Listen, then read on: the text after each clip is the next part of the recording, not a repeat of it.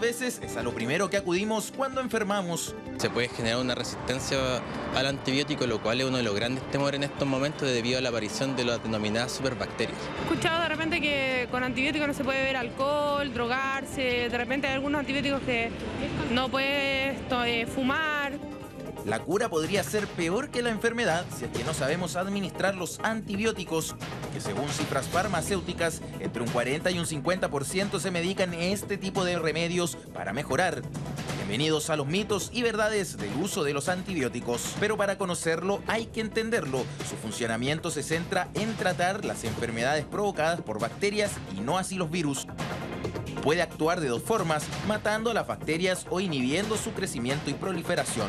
Pero es cierto que es un peligro tomar alcohol mientras está en tratamiento de antibióticos. En una encuesta realizada en una clínica y a 300 pacientes de ella, arrojaron un resultado en un 81% de personas que creen que el alcohol hace mal cuando se toman antibióticos. Y la verdad está bastante lejos porque ese temor es un mito. Lo que podría pasar es que el tratamiento a base de antibióticos se retrase, ya que el hígado procesaría primero el alcohol antes que el remedio. Una de las dudas más grandes también es sobre la duración de la ingesta de los antibióticos, que es un dato que exclusivamente no se entregará detalladamente a un especialista, ya que depende del tratamiento y su uso. Pero ojo, porque la automedicación no es para nada recomendable. Por eso, con un experto en estudio, podremos revelar y levantar el manto de dudas que los antibióticos nos generan, uno de los remedios más usados por Chile.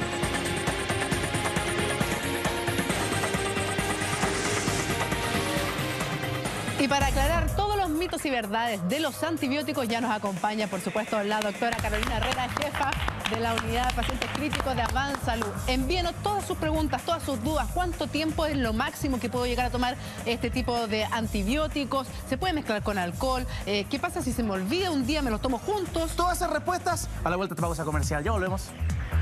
Una pausa y ya volvemos. De los antibióticos, Juli. Así es, sí. La primera pregunta, doctora, ¿es verdad que los antibióticos tienen un efecto negativo en nuestro estómago?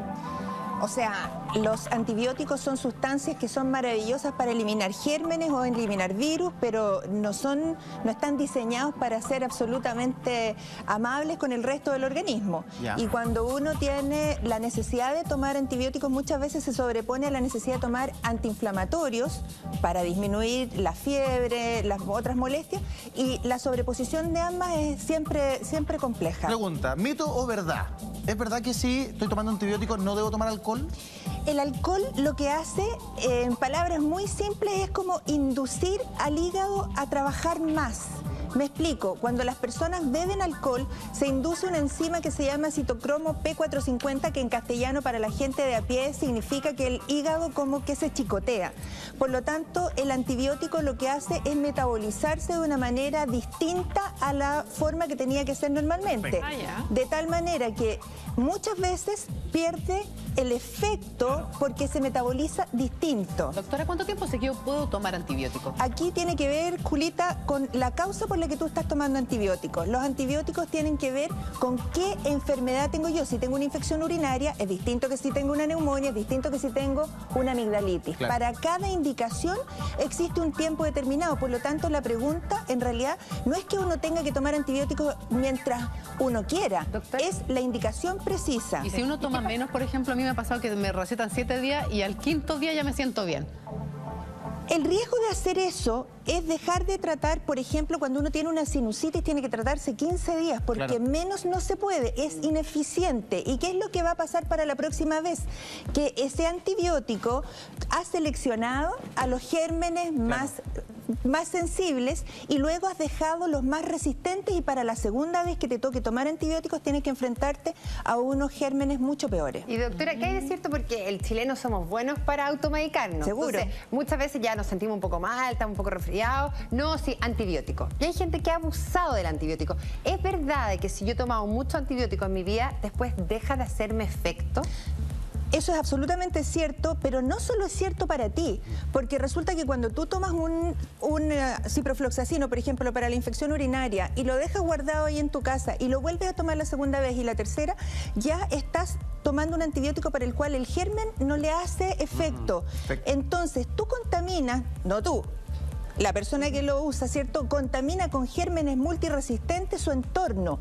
Por eso es que en las clínicas, y esto es súper importante que lo sepa la gente, en las clínicas cuando uno entra por una infección, empieza a ser tratado con antibióticos, pero si el paciente permanece mucho tiempo en esa clínica, puede por mano portada generarse la contaminación con otro germen para, claro, que le dé resistencia. Por lo tanto, la importancia de mantener el tiempo preciso, lo justo y lo necesario, tiene que ver con tu salud, pero también tiene que ver con no generar resistencia. Ahora, en Chile, para la venta de antibióticos a una persona común y corriente de a pie que va a la farmacia, te exigen receta médica. Pero en ese sentido, muchas veces nos sobran. Sí, ese conchito. Esa cajita que tiene una tirita completa, entonces me vuelvo a tener los mismos síntomas y lo vuelvo a tomar. Quiere decir que no me va a hacer efecto.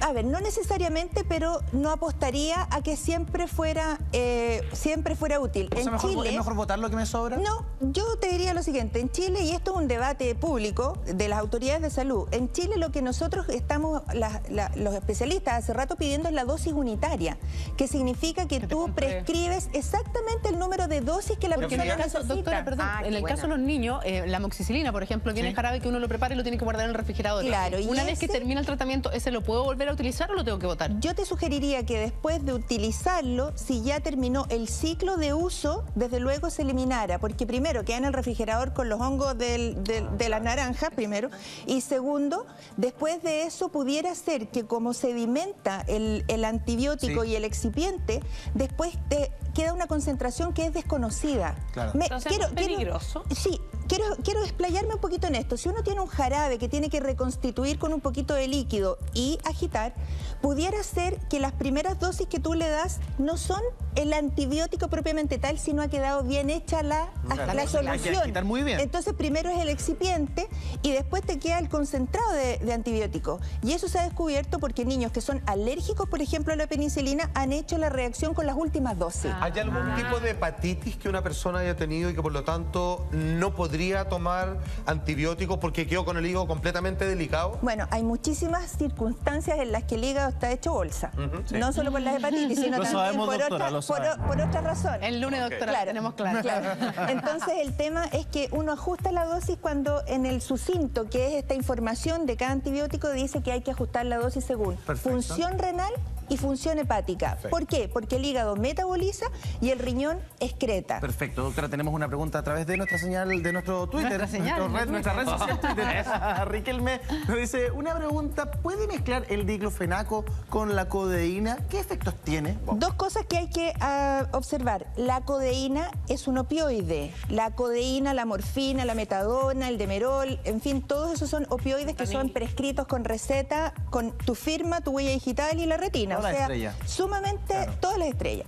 Y por lo tanto, la persona que hace esta pregunta probablemente tenga una enfermedad por la cual ya está en ese paso en el que el doctor ya le empezó a extender recetas, ¿cierto?, para un dolor muy intenso.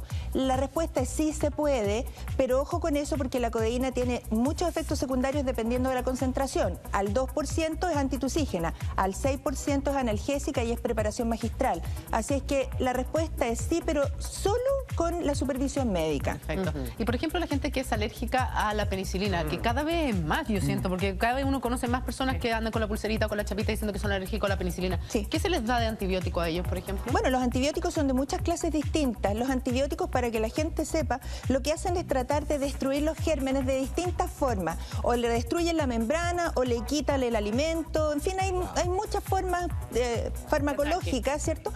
Y por lo tanto, esos grupos farmacológicos son efectivos para distintas indicaciones, de tal manera que no es que yo soy alérgica a la penicilina, entonces tomo imipenem, que es un carbapenémico, o tomo claritromicina, que es un macróleo. Lo que sí, esto, corrígeme usted si es mito o realidad, para tomar un antibiótico al momento de que me corresponde la pastilla, yo tengo que estar con el estómago lleno. O sea, si los tomo en ayuna, o sea, el dolor de guata y la acidez no me la va a sacar nadie, ¿no?